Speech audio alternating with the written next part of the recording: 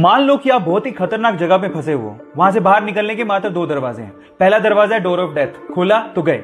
दूसरा दरवाजा है डोर ऑफ फ्रीडम, खोला तो आजाद। लेकिन आपको नहीं पता कि किस दरवाजे के पीछे क्या है। अब उन दरवाजों के आगे दो गार्ड खड़े हैं। पहला हमेशा सच बोलता है, दूसरा हमेशा झूठ बोलता है। लेकिन आपको यह भी नहीं पता कि कौन सच्चा कौन झूठा।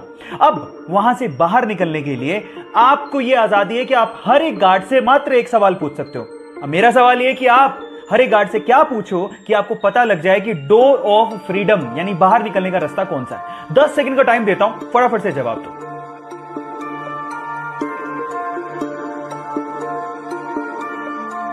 तो चलिए गाइस, मैं आपको जवाब देता हूं। आप ये सवाल पूछोगे हर एक गार्ड से कि अगर मैं दूसरे गार्ड से पूछूं कि डोर ऑफ फ्रीडम कौन सा है तो वो क्या जवाब देगा। मजे की बात है कि दोनों के दोनों डोर ऑफ डेथ की तरफ इशारा करेंगे और बस उसके जस्ट अपोजिट वाला डोर डोर ऑफ फ्रीडम का है। अगर अभी भी आपको समझ में नहीं आया तो चैट सेक्शन में लिखना, मैं दोबारा बता दूंगा।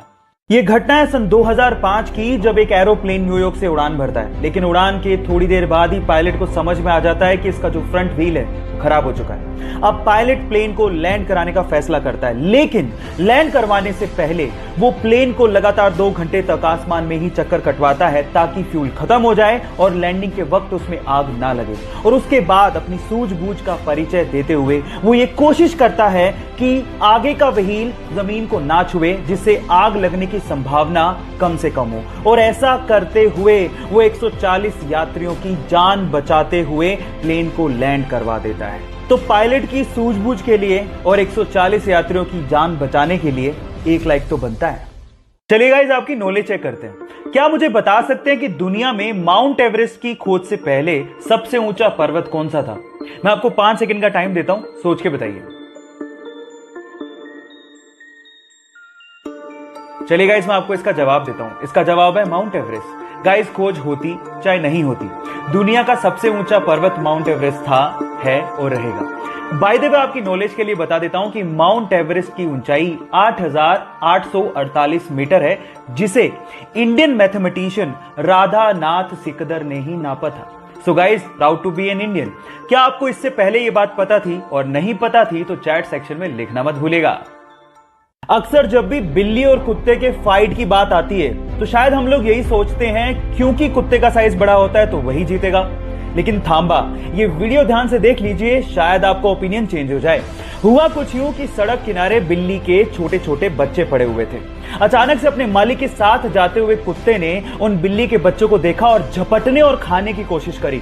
इतने में ही उन बिल्ली के बच्चों की मां चीते की रफ्तार से आती है और उस कुत्ते पर झपट पड़ती है और उसके बाद उस बड़े से कुत्ते को खदेड़ डालती है।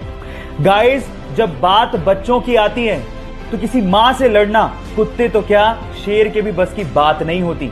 आप लोग क्या कहते हो? चैट सेक्शन में लिखना मत भूलिएगा। चलो गाइस, आपके दिमाग के साथ एक बार और खेलते हैं। मैं आपसे एक सवाल पूछता हूं और अगर आपने उसका जवाब दे दिया तो आप समझ लेना आपकी इमेजिनेशन पावर बहुत गजब की है। सवाल यह है कि मान लीजिए आपके पास 10 ट्री है प्लांट करने को। अब आपको उन 10 ट्री को ऐसे प्लांट करना है कि आपके पास टोटल 5 रोज हो और हर एक रो में 4 ट्री होने चाहिए।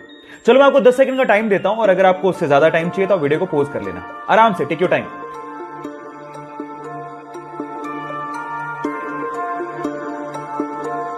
चलिए गाइस, मैं आपको बताता हूं, बहुत सिंपल है। आपको पहले एक स्टार बनाना है। आपको एक स्टार बनाने में टोटल 5 लाइनें लगती हैं।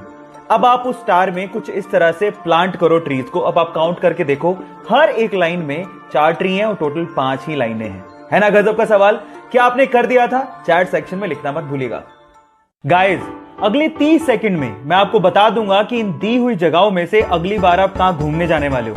आप तैयार हो? चलिए, आप एक काम करिए, आप 1 से लेके 9 तक कोई एक नंबर सोच लो। सोच लिया? अब उस नंबर को आप 3 से मल्टीप्लाई कर दो। कर लिया?